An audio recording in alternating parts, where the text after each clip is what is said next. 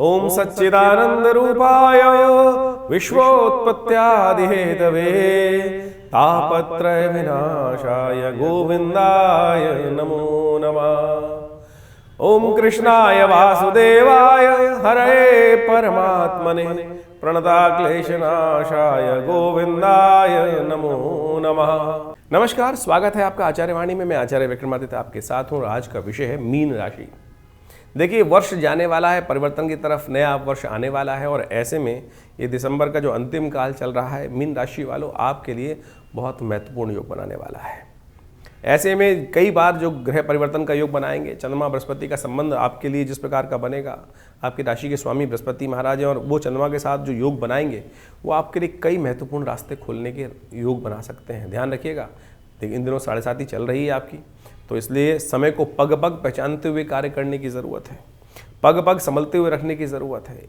जो कई बार क्या होता है, ग्रह नक्षत्र परिवर्तन की तरफ जाते हैं और वो परिवर्तन कहीं किसी के लिए शुभ होता है, कभी समय थोड़ा भारी भी पड़ जाता है। तो ऐसे में ग्रह नक्षत्र जो आपके लिए योग बना रहे हैं वो आप समझ लें। सिलसिलेवार तरीके से हम आपको समझाने का प्रयास कर रहे हैं ग्रह नक्षत्रों का योग आपके लिए कैसा रहेगा। देखिए, आपकी राशि के स्वामी बृहस्पति महाराज इन दिनों वक्री होकर चल रहे हैं और पराक्रम वाले भाव में बैठे हैं और साथ साथ शुक्र और शनि का भी संबंध आपकी राशि के दृष्टिकोण से यदि हम बात करें तो 12वें भाव में होने जा रहा है। और 12वें भाव में शनि महाराज स्वग्रही होकर जब शुक्र के साथ बैठेंगे तो ये समझें कि कई तरह के नए भोग विलास इत्यादि को देने के रास्ते भी उत्पन्न कर सकते हैं। बहुत सारे कुछ ना कुछ पॉजिटिव चेंजेस लाने के योग बनते दिखाई दे रहे हैं। तो सिलसिलेवार तरीके से आपको समझना चाहिए। पहले हम बात करते हैं 21 तारीख, 21 दिसंबर शनिवार का दिन, खासतौर पर षष्ठी तिथि उस दिन है और ग्रह नक्षत्रों के दृष्टिकोण से थोड़ा समय भारी दिखाई देता है। थोड़ा समय भारी दिखाई दे रहा है ग्रह नक्षत्रों के दृष्टिकोण से समझें तो ये थोड़ा सा एंजाइटी, थोड़ा स्वास्थ्य का ध्यान रखने की बहुत ज़रूरत है। स्वास्थ्य का विशेष तौर पर ध्यान रखते हुए कार्य करने की ज़रूरत है। मौसम परिवर्तन की तरफ जा रहा है, हल्का सा कहीं ना कहीं ये मौसम का परिवर्तन थोड़ा सा नुकसान दे सकता है। तो हो सके तो महामृत्युंजय मंत्र का जप करें और शनिवार का अवसर है, हो सके तो काली चीज़ों का दान करें, काली साबुन उड़द का दान करने का प्रयास करें। इस दिन सायन दृष्टिकोण से रविवार सूर्य जो है वो उत्तरायण की तरफ जा रहे हैं। हमारे यहाँ सूर्य की 2 गति मानी गई है, निर्णायन और खासतौर पर सायन। वेस्टर्न फिलॉसफी जो है ज्योतिष की, बहुत सारे क्षेत्रों में सायन पद्धति से ही चलते हैं। जो पृथ्वी जो है थोड़ा सा जो टिल्ट है उसके दृष्टिकोण से, जो ज्योतिष के दृष्टिकोण से हमारे उत्तर भारत में बहुत सारे क्षेत्रों में निर्णायन पद्धति चलती है। जैसे हम कहेंगे कि सूर्य जो है 13 जनवरी को परिवर्तन के योग बनेंगे, लेकिन उससे 22 दिन पहले ही यहाँ विशेष तौर पर सायन पद्धति के अनुसार से पहले मान लिया जाता है। तो 22-23 दिन पहले ही ये सूर्य उत्तरायण के योग बनाते हैं 21 तारीख को ही। तो वो भी एक ज्योतिष का मत है और विशेष तौर पर उसका भी प्रभाव उत्पन्न करने का लोक शास्त्र में कहा जाता है। तो ऐसे में विशेष तौर पर आपकी राशि के दृष्टिकोण से हमने कहा आपको थोड़ा ध्यान रखें तो अच्छा रहेगा, क्योंकि ये ग्रह नक्षत्र इस दिन 2 दिन के लिए थोड़ा भारी दिखाई देता है। 22 तारीख की दिन बात करें, रविवार का अवसर है, सप्तमी तिथि है और साथ साथ इस दिन परिवर्तन का योग बड़ा महत्वपूर्ण बन रहा है। एक तो चंद्रमा परिवर्तन की तरफ जा रहे हैं, आपके छठे भाव से निकल कर सप्तम भाव में प्रवेश कर जाएंगे। ये आपके लिए बहुत सुंदर रहेगा। दोपहर के बाद से परिवर्तन जो होगा वो आपके लिए बहुत सुंदर योग बनता है। बृहस्पति से दृष्ट होकर चंद्रमा सप्तम भाव में विराजमान है, तो ये कहीं ना कहीं एनर्जी को भी अच्छे देंगे। जो सुबह हल्की दिखाई देगी, दोपहर आते आते आपके मोटिवेशन बढ़ते दिखाई देंगे। सर्वार्थ सिद्धि योग का भी निर्माण हो रहा है। इसके साथ साथ धनिष्ठा नक्षत्र में जो है विशेष तौर पर शुक्र जो है प्रवेश कर रहे हैं। धनिष्ठा नक्षत्र मंगल का नक्षत्र माना जाता है और उसी नक्षत्र में उसके नक्षत्र में प्रवेश कर जाएंगे शुक्र महाराज। 11वें भाव में बैठे हुए हैं। मंगल और शुक्र का संबंध आग में घी डालने वाला माना जाता है। तो ऐसे में ये आपके लिए थोड़ा सा कहीं ना कहीं पॉजिटिव रहेगा। चिंता ना करें, कोई खराब योग नहीं दिखाई देता है, बस थोड़ा संयम का ध्यान रखते हुए कार्य करने की ज़रूरत है। नए कार्यों का आरंभ करने के लिए दिन अच्छा दिखाई देता है। रविवार का अवसर है। हमने विवेकानंद योगाश्रम में हर रविवार को जैसे नवग्रह शांति महायज्ञ होता ही है, तो उसकी व्यवस्था कर रखी है। भंडारे का सुंदर कार्यक्रम होता ही है, रामायण का स्वाध्याय होता है। आप भी उसमें सम्मिलित हो सकते हैं अपने स्थान को आरक्षित करने के लिए या अपने नाम से नवग्रहों की शांति के लिए जो यज्ञ करने में भाग लेना चाहते हैं वो संपर्क साध सकते हैं। फ़ोन नंबर्स स्क्रीन पे दिखाई दे रहे हैं। 23 तारीख सोमवार का अवसर, अष्टमी तिथि योग बना रही है इस बार और खासतौर पर ग्रह नक्षत्रों के दृष्टिकोण से गजकेसरी योग आपकी राशि में जो बना हुआ है वो कहीं ना कहीं रिजल्ट्स को पॉजिटिव लाने की तरफ आपको ले जाता दिखाई दे रहा है। जो बृहस्पति महाराज हैं वो रोहिणी के 3य चरण में प्रवेश कर रहे हैं और रोहिणी में चंद्रमा का नक्षत्र माना जाता है और आपकी राशि के दृष्टिकोण से वो बहुत महत्वपूर्ण है। चंद्रमा के साथ बृहस्पति का संबंध भी बना हुआ है और ये आपके लिए पॉजिटिव रहेगा। जितनी दुर्गा जी की आराधना करोगे, जितनी भगवती का पूजन करोगे, बहुत सुंदर रहेगा। देव योग से इस दिन रुक्मणी अष्टमी का योग बन रहा है। माँ भगवती का सुंदर लक्ष्मी रूप में उनकी आराधना करें, उनका पूजन करें। कहा जाता है इस दिन 8 सौभाग्यवती स्त्रियों को जो भोजन कराते हैं, उनका आशीर्वाद लेते हैं तो उनके भाग्य में वारे न्यारे होने के योग बन जाते हैं। तो सुंदर योग है, इस तिथि का लाभ लेने का आपको प्रयास करना चाहिए। रुक्मणी अष्टमी का योग बन रहा है, तो इस बात का विशेष तौर पर ध्यान रखना चाहिए। यदि कोई पितृ कष्ट से निवृत्ति होना चाहता हो तो इस अष्टमी के दिन अवश्य अपने पितरों के निमित्त तर्पण ब्राह्मण भोजन भी कराना चाहिए। ये शास्त्र में वर्णित है कि पौष मास, क्यों? क्योंकि पौष मास जो है छोटा पितृपक्ष भी कहा जाता है। तो इस तिथि का विशेष तौर पर ध्यान रखते हुए कार्य करना चाहिए। यदि आपके जीवन में कोई कष्ट चल रहा है, आपको बार बार पितृगण स्वप्न में आ रहे हैं, तो इस तिथि का लाभ लेने का आप प्रयास करें। रुक्मणी अष्टमी जो है, साथ साथ जो काल अष्टमी का व्रत जो है, ये भी इस संबंध में बहुत निवृत्ति का योग देता है, कष्टों से निवृत्ति का योग। ध्यान रखते हुए कार्य करेंगे तो अच्छा रहेगा। 24 तारीख मंगलवार की तिथि है और 9वीं तिथि का विराज योग बन रहा है और इस दिन ग्रह नक्षत्रों का योग आपके लिए, ग्रह तो अच्छे बन रहे हैं, चीज़ें अच्छी हैं, मशीन बिल्कुल ठीक पे बैठी हुई है। तो ऐसे में आप पूरी तरह से तटस्थ होकर कार्य कर लोगे तो बहुत अच्छा योग बनता दिखाई दे रहा है। बुद्ध महाराज भी आपके भाग्य में बैठकर कुछ ना कुछ पॉजिटिव मार्गी होकर बहुत बढ़िया परिवर्तन का रास्ता बनाते दिखाई दे रहे हैं। परिवर्तन क्या है वो भी समझ लीजिए। ज्येष्ठा नक्षत्र बुद्ध का नक्षत्र माना जाता है और उस बुद्ध के नक्षत्र में बुद्ध महाराज सुबह 8:24 पर प्रवेश कर रहे हैं। बुद्ध और शक्ति संपन्न हो जाएंगे। आपके राशि के दृष्टिकोण से देखा जाए तो भाग्य में बैठकर बुद्ध कहीं ना कहीं और पॉजिटिव रिजल्ट्स आपको लाने के योग बना रहे हैं। तो ऐसे में कोशिश ये करें, बुद्ध के निमित्त थोड़ा सा दान करने का प्रयास करें, गऊ को पालक डाल दें, ब्रांग ब्रिंग ब्रोंग से बुधाय रमा इस मंत्र का जप कर लें। भाग्य से रास्ते बनते दिखाई देंगे। भाग्य बहुत ज़बरदस्त बूस्ट करने के रास्ते आपको बनाता दिखाई देगा। 25 तारीख बुधवार का योग है, जो बात समझ लीजिए दशमी तिथि योग है। उस दिन परिवर्तन के योग हैं। चंद्रमा महाराज रात्रि में ही 1:48 पर परिवर्तन की तरफ जा रहे हैं और ये परिवर्तन थोड़ा सा भारी है। स्वास्थ्य का ध्यान रखने की ज़रूरत है। मनोमस्तिष्क में थोड़ा सा ऐसा भाव रहेगा कि थोड़ा कार्य करने में बाध्यता, बंधन, दिमाग जो है बंधा बंधा रह सकता है। स्वास्थ्य का भी ध्यान रखने की ज़रूरत है। अच्छा होगा कि इस दिन थोड़ा स्वास्थ्य के निमित्त थोड़ा सा आप दही के द्वारा भगवान शंकर का अभिषेक करें। ओम हं जुं सह ओम भूर्भुवस्व ओम त्र्यंबकं यजामहे सुगंधिं पुष्टिवर्धनम उर्वारुकमिव बंधनान् मृत्योर्मुक्षीयमामृतात् स्वभुवा भूवं सह जुं हों ओम।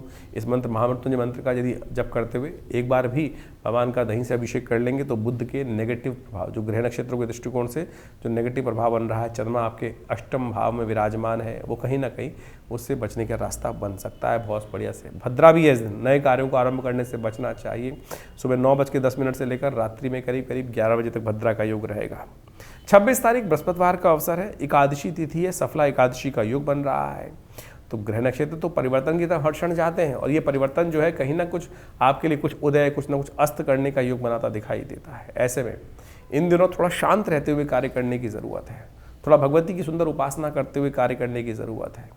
ऐसे में विशेष तौर पर हमारे द्वारा कई बार क्या होता है, ग्रहजन प्रभाव का योग बनता है, कहीं ना कहीं कुछ ना कुछ गलत कार्य भी हो जाते हैं। जब मन में बंधन थोड़ा सा महसूस हो रहा होता है तो कहीं ना कहीं वृत्ति जो है वो थोड़ी सी क्षीर्ण होती है और उस क्षीर्ण वृत्ति में हमें जो रास्ता सामने मति में आता है हम उसको अपना लेते हैं। ऐसे ही शास्त्र में अनेक कथाएं विद्यमान हैं। जैसा हमने कहा, सफला एकादशी का योग बन रहा है।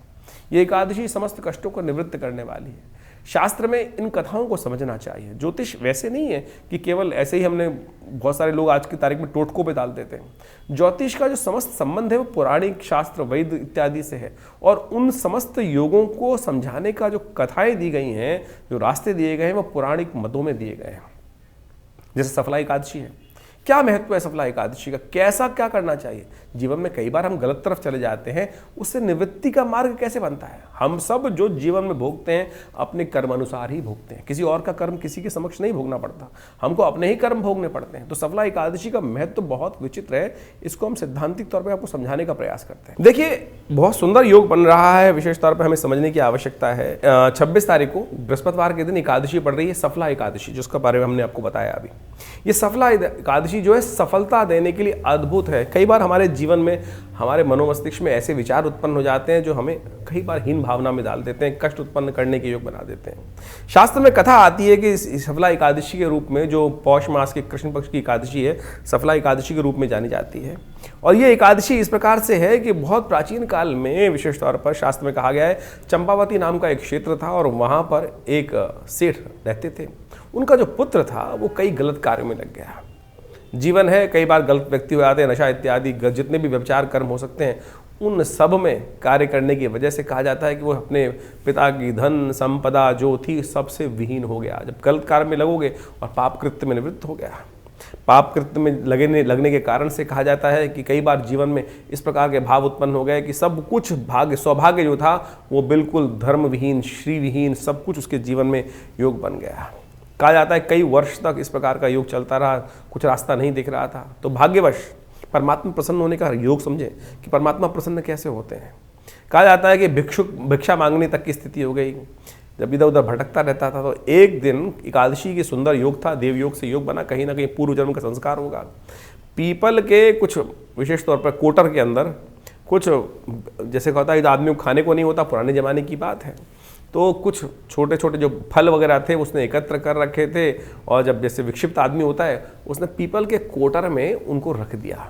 कथा को मूल रूप से समझने की आवश्यकता है कि परमात्मा प्रसन्न करने के लिए हम बड़े बड़े कार्य करते हैं, बड़े बड़े कार्य करने का प्रयास करते हैं और उनको प्रसन्न करने का प्रयास करते हैं। परमात्मा तो अनायास ही बिना सोचे समझे कार्यों से भी प्रसन्न हो जाते हैं। समझे, ये भाग्य को सौभाग्य में परिवर्तन करने का रास्ता। कहा जाता है कि उस व्यक्ति ने विशेष तौर पर क्या किया कि उस जो राजकुमार था, जो सेठ जी का लड़का था, उसने जब विक्षिप्त हो गया तो फल फूल इकट्ठे करके लाए और पीपल के कोटर में उसको रख दिए और कालांतर में फिर आगे चला गया, कहीं भूल गया।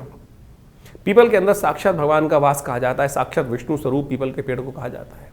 कहा जाता है उस समर्पण कर लेने मात्र से भगवान ने उस एकादशी के सुंदर योग में एक कर्म करने से उसके जितने पाप थे उससे निवृत्त कर कर उसको पुण्य को प्राप्ति करने का सुंदर योग बना दिया। यानी ये मुहूर्त है, वास्तविक तौर पर समझने की आवश्यकता है। जो लोग अनायास ही भगवान के प्रति समर्पण भाव से कार्य कर देते हैं इस मुहूर्त में, तो उनको उनके कर्मों से मुक्ति प्राप्त करने का, पाप कर्मों से मुक्ति प्राप्त करने का रास्ता बन जाता है। तो जो विचार कर कर शुभ रूप से मंत्र जप कर कर भगवान का व्रत करते हैं तो उनके पुण्यों की कितनी वृद्धि हो सकती है, ये इस कथा का मूल है। ये सफला एकादशी इस प्रकार से इसलिए कहा जाती है सफलता एकादशी, जो इस सफला एकादशी के रूप में इसका नाम है। तो आप समझे पद्म पुराण की कथा है ये। आज हम कथाओं को विभिन्न रूप से, अलग अलग रूप से उपस्थित करने का प्रयास करते हैं, लेकिन शास्त्रों में इसका महत्व ये कहा गया है कि हम ये मनसा वाचा कर्मणा भी यदि परमात्मा का भजन कर लें तो अनेक प्रकार से, तो कहा जाता है कि वो विशेष तौर पर जब इस प्रकार से उसने कर्म किया और उसका पुण्य प्राप्त हुआ तो पुनः राज्य, जो पिता का राज्य था, उसको देव प्रताप से सुंदर योग से पुनः मिल गया। तो आप समझें, इस प्रकार से हमें अवश्य कुछ ना कुछ करते रहना चाहिए, उससे कष्ट से निवृत्ति के योग बन जाते हैं। तो इसको अवश्य करें, इससे आपके कष्ट दूर होने के सुंदर योग बनेंगे। तो मीन राशि वालों, ये आपने कथा समझी, इतनी महत्वपूर्ण कथा है कि ये समझाती है हमको कि हमारे द्वारा कई बार अज्ञानता में, ग्रहवश या भाग्यवश बहुत सारे गलत कार्य हो जाते हैं, लेकिन उससे निवृत्ति का रास्ता परमात्मा हमारे समक्ष उपस्थित करने का प्रयास करता है। तो इसीलिए हमने ये कथा आपके समक्ष रखी है। तो विश्वास करें, ओम नमो नारायणाय, इस मंत्र का जप करें। मन नहीं भी कर रहा है तब भी करने का प्रयास करें। देखिएगा परिवर्तन का योग बने। राम राम रटते रहो जब तक घट में प्राण। कभी तो दीन दयाल के भनक पड़ेगी, उनके कान में कभी तो भनक पड़ेगी, और जिस दिन भनक पड़ जाएगी, जिस दिन उनको हमारे बारे में याद आ जाए, अरे जीवन में कल्याण का मार्ग प्रशस्त हो जाएगा, तो इस सिद्धांत को समझते हुए कार्य करेंगे तो बहुत अच्छा रहेगा। 27 तारीख शुक्रवार का अवसर, द्वादशी तिथि है। इस तिथि को, द्वादशी तिथि जो है पौष मास में कृष्ण पक्ष में आती है, कहा जाता है स्वरूप द्वादशी। स्वरूपवान, कौन नहीं चाहता कि हमारा कैरेक्टर अंदर से बहुत सुंदर हो जाए, स्वरूप प्राप्त हो जाए, कष्टों से निवृत्त हो जाए। तो इसमें ग्रह नक्षत्रों के दृष्टिकोण से जो योग बन रहा है बड़ा महत्वपूर्ण बन रहा है। जितना चंद्रमा वीक चल रहे थे उतने ही तेजस्वी होने जा रहे हैं। 2 दिन पहले जो चंद्रमा की स्थिति थी, जैसे सुबह नई आरंभ हुई है, वो थोड़ी हल्की रहेगी, लेकिन दोपहर आते आते जैसे चंद्रमा वृश्चिक राशि में जाएंगे, वो बहुत महत्वपूर्ण योग, भाग्य में बैठकर आपके लिए धर्म का उदय करने के योग बना देंगे। तो इस दिन धर्म का उदय 2-3 दिन आपके लिए ऐसा दिखाई देगा कि बहुत सारे रास्ते बनते दिखाई दे रहे हैं। भाग्य से जो रास्ता भाग्य साथ नहीं दे रहा था, इन 2-3 दिनों में भाग्य बहुत मामलों में आपके रास्ते दिखाने के योग बना सकता है। एक और महत्वपूर्ण परिवर्तन होने के योग बन रहे हैं इस दिन। पूरा भाद्रपद के प्रथम चरण में शनि महाराज प्रवेश कर रहे हैं। बृहस्पति के नक्षत्र में शनि का प्रवेश हो रहा है और आपकी राशि के दृष्टिकोण से बहुत महत्वपूर्ण है। पीली चीज़ों का दान करें, हो सके तो अपने माथे पर हल्दी का टीका लगाएं, भगवान शंकर का अभिषेक थोड़ा दूध में केसर डाल के करने का प्रयास कीजिए। ये परिवर्तन बहुत सुंदर आपके लिए बनता दिखाई दे रहा है। स्वरूप द्वादशी है, तिल का दान करना भी बड़ा श्रेष्ठ माना जाता है इस दिन। तो कहा जाता है शास्त्र के अंदर दृष्टिकोण से है कि इस दिन भगवान विष्णु के निमित्त 108 आहुतियाँ तिल के द्वारा देने से, घी में तिल डालकर देने से भगवान विष्णु की अद्भुत प्रसन्नता प्राप्त हो जाती है। शास्त्र में ये अद्भुत उपाय बताया गया। स्वरूप द्वादशी, बहुत सारे लोग तो इसका महत्व पंचांग में भी कहीं नहीं लिखा होता है।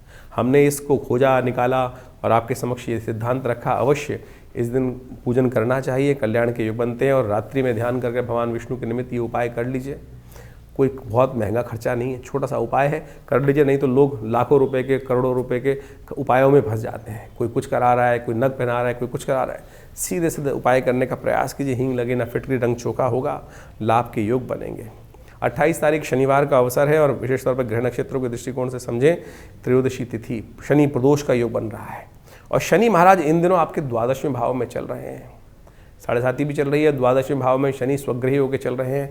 कहीं ना कहीं थोड़ा सा बैलेंस खराब करते दिखाई दे रहे हैं। और देव योग से इस बार शनि प्रदोष पड़ गया है, यानी त्रयोदशी और शनि का योग। भगवान शंकर को प्रसन्न करने का प्रयास करें।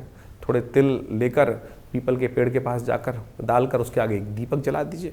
इससे श्रेष्ठ क्या उपाय हो सकता है। और इस दिन शनि के साथ एक और ग्रह, शुक्र ग्रह, राजयोग कारक निर्माण करते हुए 12वें भाव में जाके विराजमान हो जाएंगे करीब रात्रि में 11 बजे के आसपास। और ये आपके लिए आने वाले समय को शुभ करेंगे, लाभ के योग बनाने के रास्ते उत्पन्न करते दिखाई दे रहे हैं। ध्यान रखिएगा, लाभ लेने का आपको प्रयास करना चाहिए।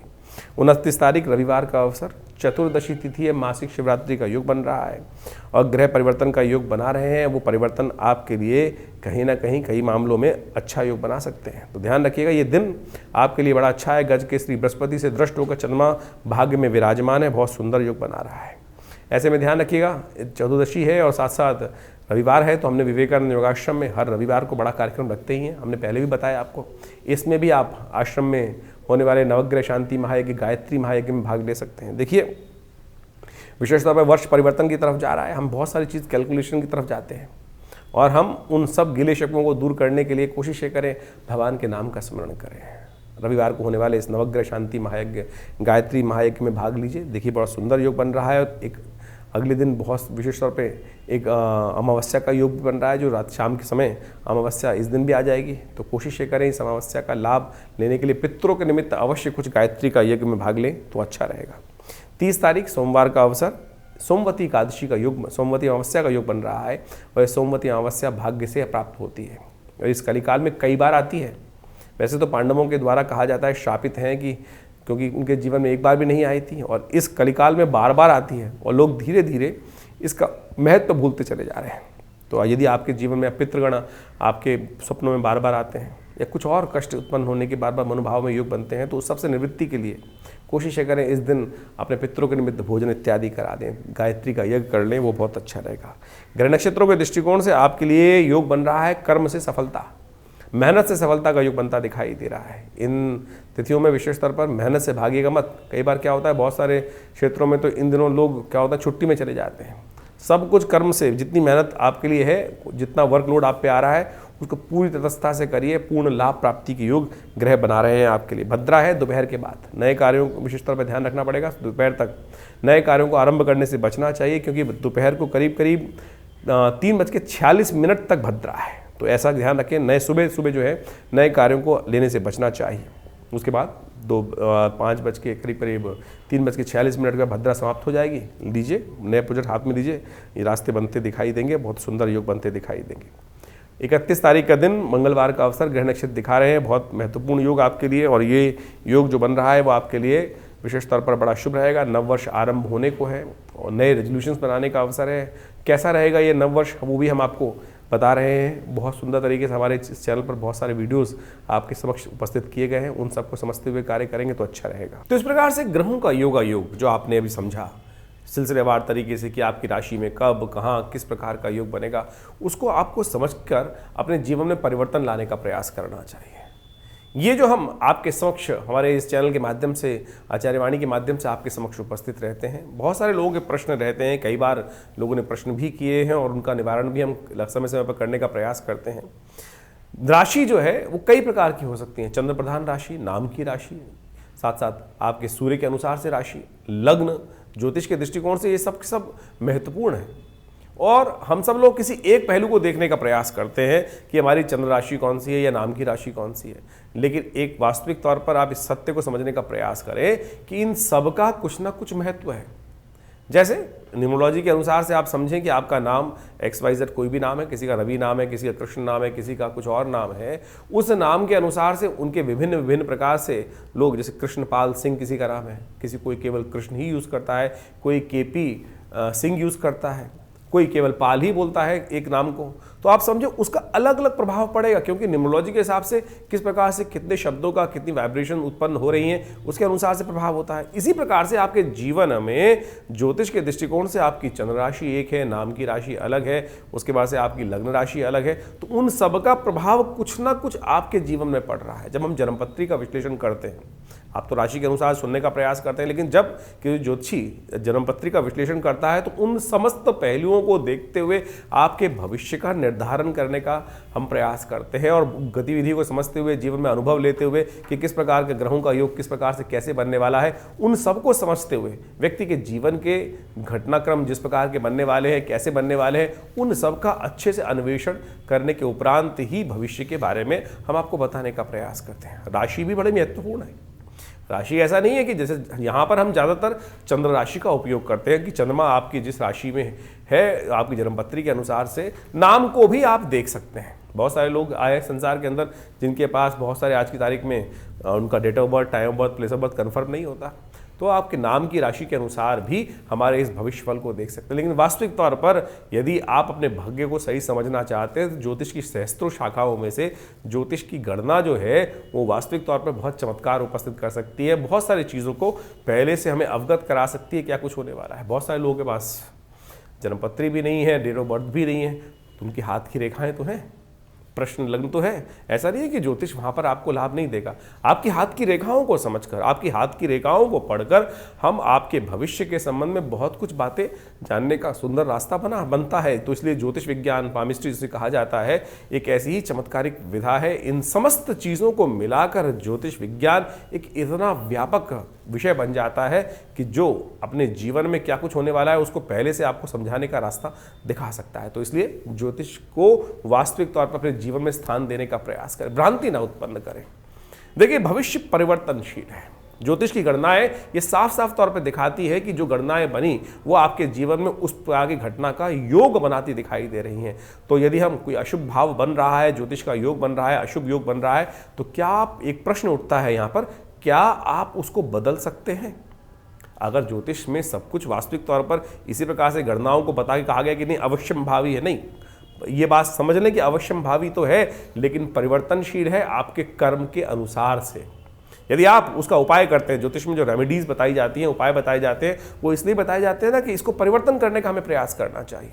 यदि हम परिवर्तन की तरफ चलें तो सत्य माने वो परिवर्तन के रास्ते आपको प्राप्त हो सकते हैं। कहीं ना कहीं जो सूली है उसका छोटा सा कांटा के रूप में जीवन में वो भार जो है, यदि आप कर्म को ठीक कर लें तो बिल्कुल बन सकता है। इसीलिए निदान, ज्योतिष का जो निदान का भाग है, जो रेमेडियल एस्पेक्ट है, चाहे वो मंत्र विज्ञान है, चाहे वो औषध विज्ञान है, चाहे वो दान है, या विभिन्न प्रकार के जो छोटे छोटे अनेक प्रकार के उपाय शास्त्र में वर्णित हैं, कहीं गलत नहीं है। तो इसको हमको सत्य रूप में समझने का प्रयास करना चाहिए। ज्योतिष एक बिल्कुल हमने प्रत्यक्ष रूप से देखा, ज्योतिष में गणनाएं दिखा रहे थे, मृत्यु कालक योग था, मृत्यु तुल्य योग था, लेकिन महामृत्युंजय मंत्र इत्यादि का जप किया गया, अनुष्ठान किए गए, बहुत सारे दान पुण्य किए गए, औषध विज्ञान का उपयोग किया गया, तो वो योग टला, बिल्कुल टल सकते हैं। ये समस्त चीज़ें भगवान की कृपा। इस संसार में समझ लें, किसी के जीवन में संतान का योग नहीं था, उन्होंने भगवान की साधना करी और उनके जीवन में ज्योतिष गणनाओं के अनुसार से ही वो उपाय को करने के बाद, परमात्मा की कृपा के बाद वो रास्ता बन जाता है। तो इस बात को हमको सत्य रूप में समझने का प्रयास करना चाहिए। ज्योतिष कहीं विचित्र विडंबनाओं को मन में हम रख लेते हैं अपने अपने भाव में, कि अरे नहीं ऐसा नहीं होगा, ज्योतिष कपोल कल्पित है या कुछ भ्रांति उत्पन्न करती है। भ्रांति तो कुछ भी उत्पन्न कर सकती है, आपका मस्तिष्क स्वयं भ्रांति उत्पन्न करता है। आप ये समझें कि किस चीज क्या क्या भ्रांति उत्पन्न कर, भ्रांति तो हम स्वयं उत्पन्न कर रहे हैं।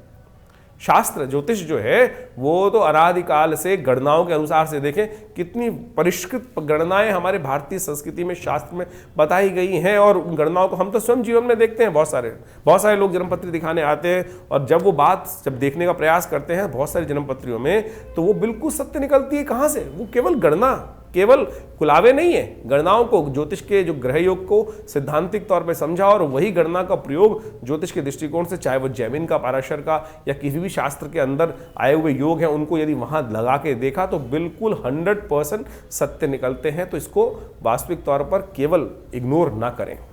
बहुत सारे लोग आपके समय समय पर आपके मनोमस्तिष्क में भ्रांति, कई कमेंट भी लिख देते हैं लोग कि ज्योतिष कपोल कल्पित है।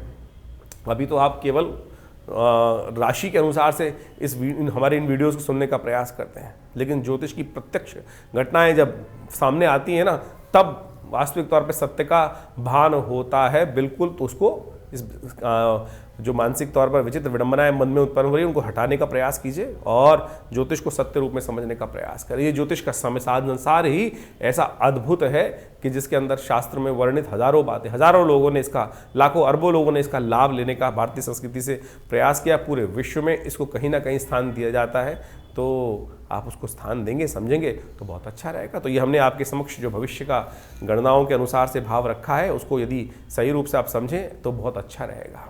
नया वर्ष आने को है और नए वर्ष के अनुसार से जो जाता समय जो है वो आपको क्या कुछ देखे जा रहा है, इसको आपने सही समझने का प्रयास किया। लेकिन फिर भी हम कहेंगे ज्योतिष को बहुत वृहद रूप से समझने का प्रयास करें। यहाँ तो हम केवल राशि के दृष्टिकोण से, क्योंकि ये संसार में सबसे आसानी से समझ में आ जाता है।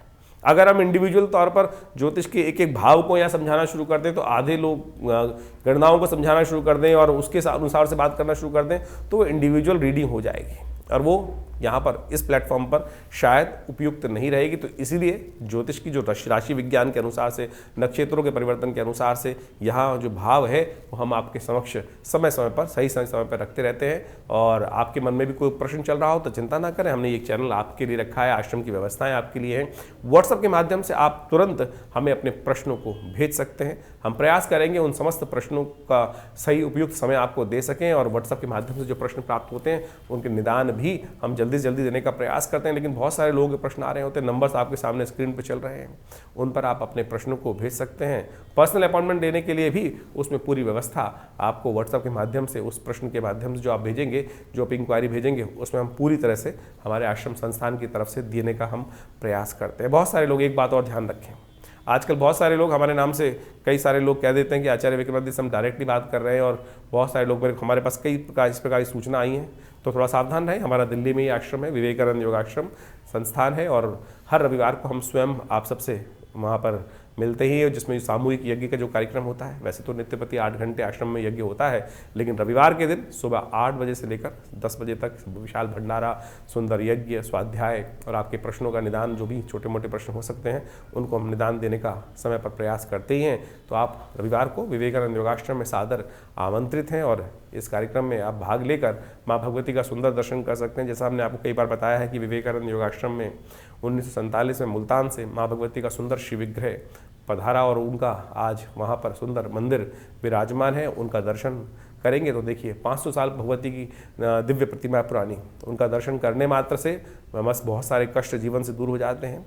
और आप स्वयं सादर आकर रविवार को या कभी भी, बहुत सारे उत्सव होते हैं समय समय पर, उसका बारे में हम आपको बताते ही रहते हैं। तो आप यदि आश्रम में आएंगे और माँ भगवती के सुंदर सानिध्य में रहेंगे तो माँ भगवती की कृपा से बहुत सारे जीवन के अप्रत्यक्ष कष्ट भी अपने आप जीवन से दूर हो जाएंगे। साथ साथ विवेकानंद योगाश्रम के माध्यम से हम यहाँ समय समय पर बहुत सारे यज्ञ इत्यादि, बहुत सारी कथाएं, बहुत सारे सुंदर कार्यक्रम समय समय पर आपको बताते रहते हैं, वो होते ही रहते हैं। इसके अलावा योग, प्राकृतिक चिकित्सा, आयुर्वेद का एक पूरा 100 बेड का हॉस्पिटल भी चल रहा है, जिसमें बहुत सारे लोग आकर अपने स्वास्थ्य संबंधी समस्याओं का निदान भी यहाँ पर करते हैं। और बहुत सारी भारतीय पराविद्याओं के संबंध में, चाहे वो मंत्र विज्ञान है, चाहे वो योग विज्ञान है, चाहे वो यज्ञ विज्ञान है, आयुर्वेद, मुद्राएं और इस प्रकार से योग की बहुत सारी सहस्त्रों शाखाएं, प्राणायाम इत्यादि, हठ योग इत्यादि पर बहुत सारा शोध कार्य, कुंडलनी योग, ध्यान योग, इस पर समय समय पर हम प्रकाशित भी करते रहे हैं। करीब करीब 50 पुस्तकें आश्रम की तरफ से प्रकाशित की गई हैं, जो विभिन्न योग इत्यादि के क्षेत्र में, अध्यात्म के क्षेत्र में बहुत अद्भुत स्थान रखती हैं। तो आप हमारी संस्थान से जुड़कर अपने जीवन में पूरा महत्वपूर्ण परिवर्तन लाने के लिए सुंदर योग बनाएं। स्वागत है आपका विवेकानंद योगाश्रम में।